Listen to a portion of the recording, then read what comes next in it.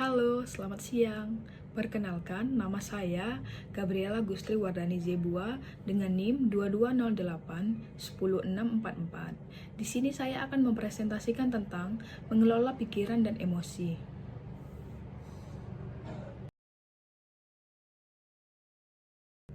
Pengertian dari pikiran dan emosi. Pikiran yaitu proses mental yang mencakup persepsi, ingatan penalaran, dan pengambilan keputusan.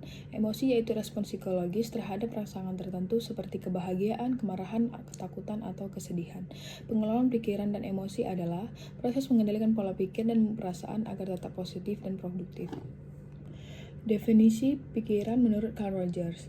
Pikiran adalah proses yang berhubungan erat dengan perasaan dan pengalaman pribadi seseorang. Rogers percaya bahwa individu dapat mencapai potensi penuh mereka jika mereka memiliki kesadaran diri yang positif dan pikiran yang terbuka terhadap pengalaman baru. Definisi emosi menurut Daniel Goleman. Emosi merujuk pada suatu perasaan dan pikiran yang khas, suatu keadaan biologis dan psikologis, dan serangkaian kecenderungan untuk bertindak. Emosi juga pada dasarnya adalah dorongan untuk bertindak. Pentingnya mengelola pikiran dan emosi, karena untuk meningkatkan kesehatan mental, produktivitas, hubungan sosial, dan pengambilan keputusan lebih baik.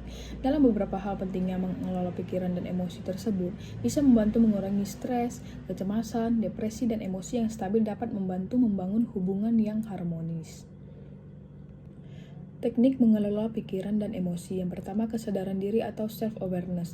Menyadari apa yang kita rasakan, melakukan refleksi atas respon terhadap situasi. Yang kedua, pengendalian diri atau self-regulation. Hindari bertindak impulsif dengan mencari solusi yang logis. Yang ketiga, pikiran positif.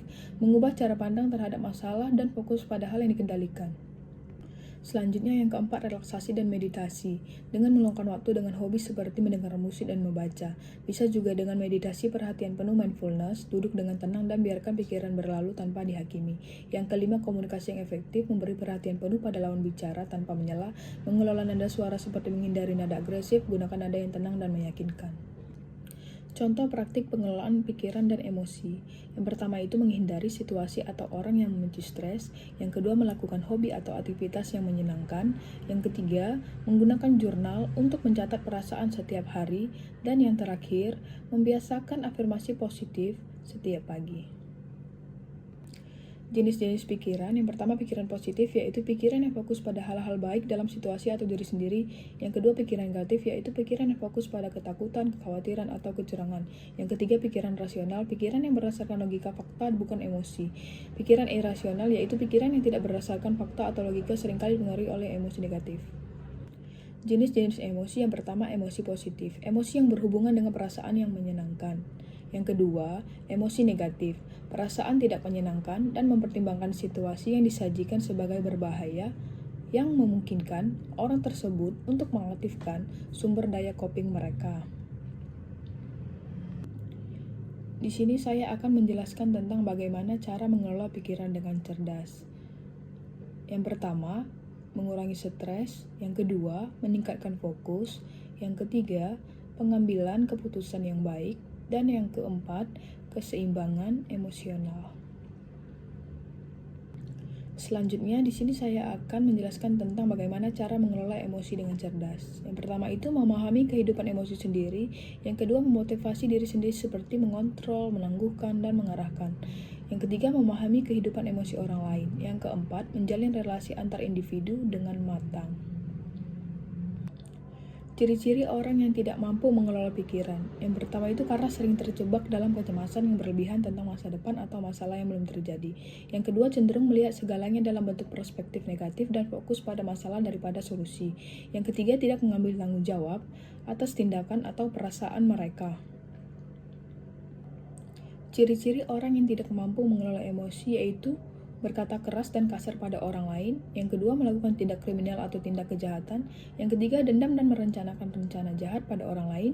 Yang keempat, melarikan diri dengan narkoba, minuman keras, pergaulan bebas. Dan yang terakhir, menangis dan larut dalam kekesalan yang mendalam.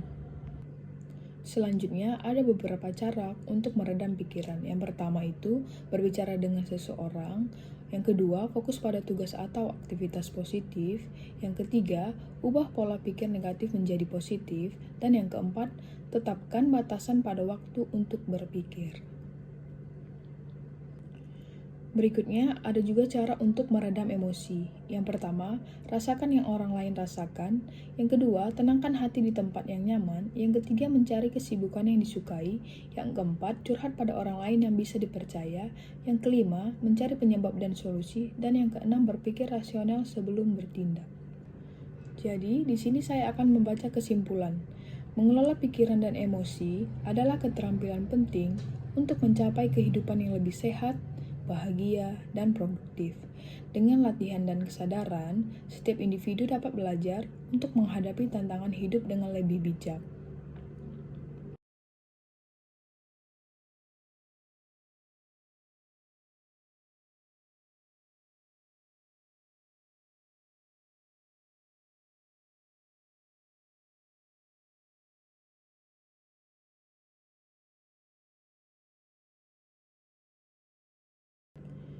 Sekian presentasi dari saya. Jika ada salah kata atau kekurangan, saya minta maaf. Terima kasih. Selamat siang. Selamat beraktivitas.